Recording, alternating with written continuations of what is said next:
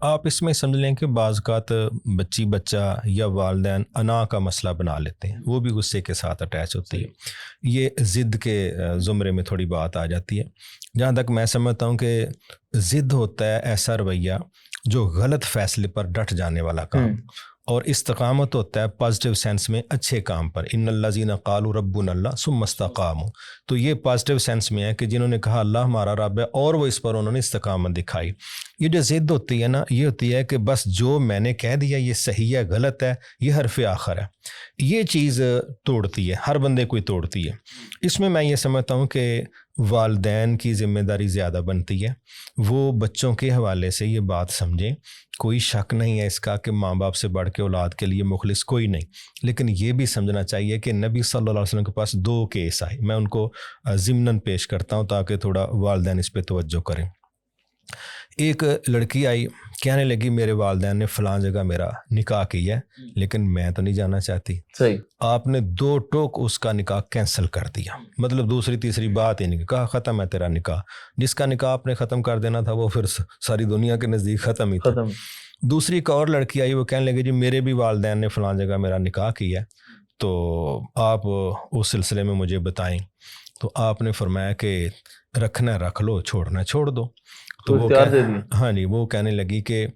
رکھوں گی میں، لیکن میں دیکھنا چاہتی تھی اسلام نے ہم عورتوں کو کیا دیا ہے۔ اللہ، ٹھیک ہے، اب اگلی جو بات ہے وہ کیا ہے، کام خراب یہاں پر ہوا ہے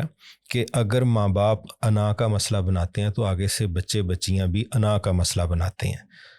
اچھا، یہ دونوں جب انتہا کی طرف جائیں گے نا تو انتہا پسندی تو عبادت میں بھی اللہ کو پسند کوئی نہیں، بڑی میں سیدھی سی بات کر رہا ہوں۔ نبی صلی اللہ علیہ وسلم،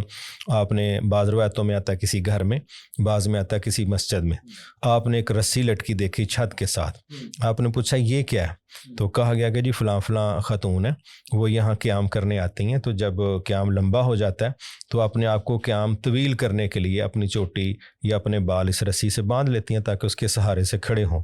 تو آپ نے اسے اپریشیٹ نہیں کیا، آپ نے کہا یہ رسی کھول دو، جب تک طبیعت میں نشاط ہو، فریشنس ہو،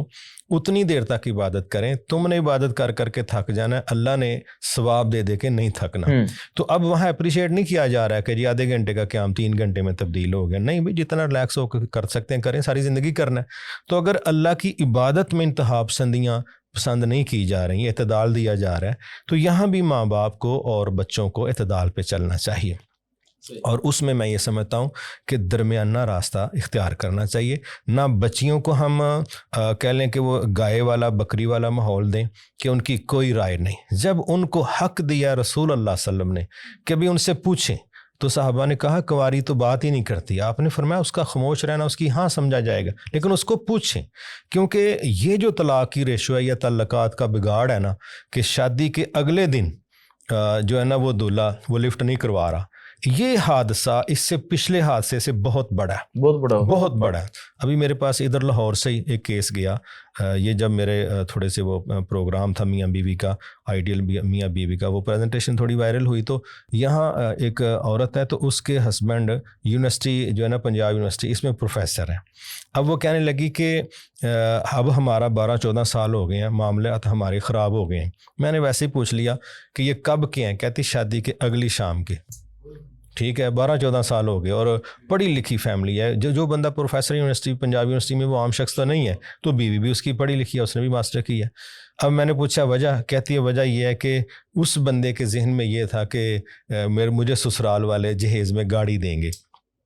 اچھا، انہوں نے گاڑی دی نہیں، تو اگلی شام پھڈا ہو گیا، اگلے شام ہی۔ تو کہنے لگی وہ مجھے کیا پتا تھا کہ یہ معاملات ہیں۔ گھر والے کہنے لگے یار ہمارے ذہن میں تو یہ بات ہی نہیں۔ اب مسئلہ کیا ہوا ہے کہ جب ان چیزوں کا جائزہ نہیں لیا جا رہا جو شادی کے لیے ضرورت ہے، اور اپنی اناؤں کا فیصلہ بس جو کہہ دیا نا بڑوں نے، یہاں بات کرنے کی ضرورت نہیں ہے۔ میرا خیال ہے بڑوں کو اگر اللہ نے حق دیا ہے تو بڑوں کی بیٹی بیٹے کو بھی اللہ نے حق دیا ہے، البتہ دونوں کی اس بات کو سوسائٹی کو سپورٹ کرنا چاہیے جس میں اللہ کے دین کا غلبہ ہو۔ دلیل اس کی یہ ہے فَإِن تَنَازَعْتُمْ فِي شَيْءٍ فَرُدُّوهُ إِلَى اللَّهِ وَالرَّسُولِ، کسی بھی مسئلے میں جب تنازع کھڑا ہو جائے تو دونوں فریقوں کو یہ چاہیے اس کا حل تلاش کریں اللہ کی طرف جا کے، نبی صلی اللہ علیہ وسلم کی بات کی طرف جا کے۔ تو اگر بچی کا رجحان دین کی طرف ہے تو پھر ماں باپ کو نہیں دیکھنا چاہیے کہ بھئی وہاں کتنا مال ہے اور کیسے پرسنالٹی ہے، نہیں، دین ترجیح ہے۔ اور اگر ماں باپ کی بات میں دین ترجیح ہے پھر بیٹی کو اللہ سے ڈرنا چاہیے، چیزوں کے بغیر گزارے ہو جاتی ہیں، دین کے بغیر نہیں۔